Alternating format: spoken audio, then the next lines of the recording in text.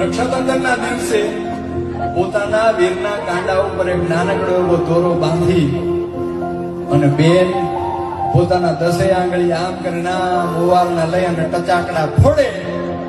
એ ટચાકડા ફોડતાની હારે એ વીરની ઉપર, એ ભાઈની ઉપર હજારો ગામ દૂર જો કોઈ પણ મુસીબત હોય તો અહીંયા ભાંગીને ભૂકો થઈ જાય. એ તાકાત છે બેનના ઓવારણામાં, બેનના મીઠણામાં, બેનના દુખણામાં.